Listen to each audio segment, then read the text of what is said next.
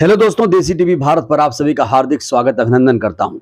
दोस्तों, 2024 के बाद क्या देश बाबा साहेब के संविधान से नहीं मनुस्मृति से चलेगा?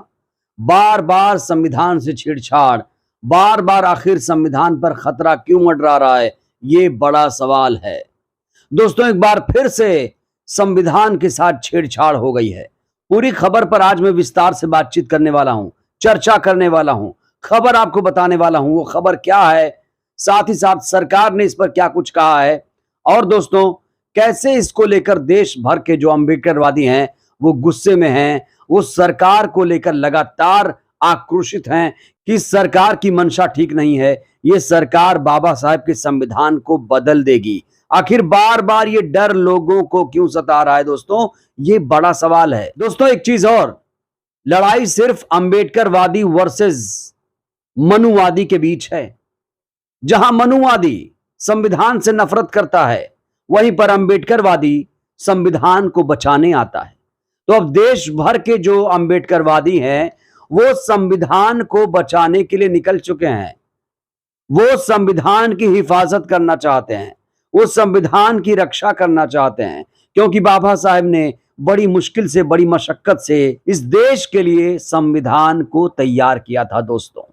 लेकिन उसी संविधान पर एक बार फिर से आंच आ रही है। एक बार फिर से संविधान को बदलने की साजिश शुरू हो गई है। दोस्तों, पहले आप देखते थे, पढ़ते थे, सुनते थे कि छुटभइये जो हैं, जो मनुवादी हैं, वो लगातार संविधान के खिलाफ जहर उगल रहे थे। संविधान की प्रतियां जलाई जा रही थी और दिल्ली में ही संविधान की प्रतियां जलाई गई थी। लेकिन आप संविधान के खिलाफ बोल दो, आप कहो ये देश हिंदू राष्ट्र बनेगा, संविधान बदल देंगे, आपके खिलाफ कोई कार्रवाई नहीं होगी। ये क्या दर्शाता है? आखिर संविधान से इतनी नफरत क्यों है? क्या संविधान को हटाकर मनुस्मृति लागू किया जाएगा? क्या आरएसएस का संविधान इस देश में लागू होगा? और इसीलिए यह कोशिश शुरू हो गई है।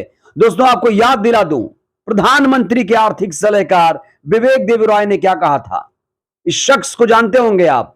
इसने कहा था, अब देश को नए संविधान की जरूरत है। दोस्तों, नफरती लोग तो अक्सर संविधान के खिलाफ जहर उगलते हैं, वो बात तो आप छोड़ दीजिए। लेकिन अब जिम्मेदार पदों पर, संवैधानिक पदों पर बैठे लोग अगर संविधान के खिलाफ जहर उगलें, उसे संविधान को निस्तो नाबूद बदलने की बात करें, तो डर तो होना चाहिए, डर तो लगना चाहिए। और 2024 का चुनाव दोस्तों बहुत कुछ तय करने वाला है, और ये चुनाव बहुत बड़ा चुनाव है। इससे बड़ा चुनाव कभी नहीं आएगा, क्योंकि ये चुनाव तय करेगा कि देश में मनुस्मृति लागू होगी कि नहीं। ये चुनाव तय करेगा बाबा साहेब का संविधान बदलेगा कि नहीं। ये चुनाव तय करेगा देश में आरक्षण रहेगा, ये जाएगा। तो दोस्तों, इसीलिए मैं कहता हूं कि ये जो चुनाव है बहुत ज्यादा महत्वपूर्ण है। आरक्षण को लेकर आप बात कर लीजिए। देश में महिलाओं के लिए 33% आरक्षण की व्यवस्था की गई, लेकिन इसमें भी झोला कर दिया गया, खेला कर दिया गया। एससी, एसटी, ओबीसी महिलाओं के लिए कुछ नहीं रखा गया। क्या करेंगी एससी, एसटी महिलाएं? आखिर उन महिलाओं के साथ इतना बड़ा धोखा क्यों किया गया? तो चलिए दोस्तों, अब पूरी खबर आपको बताते हैं। आखिर खबर है क्या? दोस्तों, खबर 19 सितंबर की है। नई संसद के पहले दिन सभी सांसदों को, ध्यान से सुनिएगा, नई संसद के पहले दिन सभी सांसदों को संविधान की एक एक कॉपी सौंपी गई। ये तो बड़ी अच्छी बात है। आप कहेंगे संविधान की कॉपी सौंपी गई, ये तो बड़ी अच्छी बात है। बिल्कुल नहीं दोस्तों, सतर्क हो जाइए। खबर सुनिए पहले आप।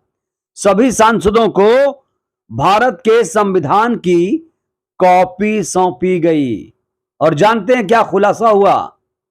जब संविधान की कॉपी सौंपी गई तो उसके बाद बवाल खड़ा हो गया, विवाद खड़ा हो गया। जानते हैं क्यों? क्योंकि जो संविधान का प्रस्तावना है, हम भारत के लोग भारत को एक संपूर्ण प्रभुत्व संपन्न समाजवादी पंथ निरपेक्ष राष्ट्र बनाने के लिए, आप सुनते होंगे अक्सर, संविधान का पाठ आप सब करते होंगे। और इसी संविधान के प्रस्तावना से दो महत्वपूर्ण शब्द गायब कर दिए गए।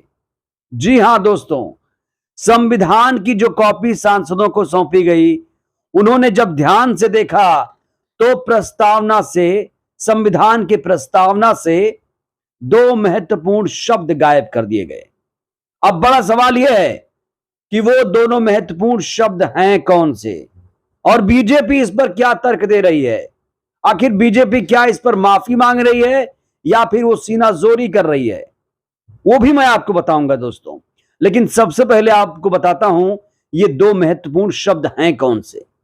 दोस्तों, एक शब्द है जिससे कहीं ना कहीं मनुवादियों को बहुत ज्यादा चिढ़ होती है, नफरती जो चिंटू हैं उनको ज्यादा चिढ़ होती है, वो है धर्मनिरपेक्ष, पंथ निरपेक्ष, सेकुलर। और दूसरा शब्द है समाजवाद, सोशलिस्ट। तो सोशलिस्ट और सेकुलर, इन शब्दों को संविधान की जो कॉपी सौंपी गई थी सांसदों को, ये शब्द उसमें गायब पाए गए दोस्तों आपको याद होगा ऐसा ही एक वाकया तेलंगाना में सामने आया था, जहां पर 10वीं की बुक से सोशलिस्ट और सेकुलर शब्द को हटा दिया गया था। उसके बाद बीएसपी सुप्रीमो ने इसको लेकर लताड़ लगाई थी केसीआर को, क्योंकि ये वही केसीआर हैं जो संविधान बदलने की बात करते हैं। ये खबर भी हमने आपको इसी देसी टीवी भारत पर दिखाई थी। लेकिन अब नई संसद में जाते ही संविधान बदलने की जो प्रक्रिया शुरू हो रही है, वो मामला बेहद गंभीर है दोस्तों। और दोस्तों, इस गंभीर मामले को लेकर हर कोई सरकार से सवाल पूछ रहा है। अधीर रंजन चौधरी ने कहा है, संविधान की प्रस्तावना जो प्रति हमें नए संसद भवन में दी गई, उसमें धर्मनिरपेक्ष और समाजवाद शब्द शामिल नहीं है, उन्हें बड़ी ही चतुराई के साथ हटा दिया गया।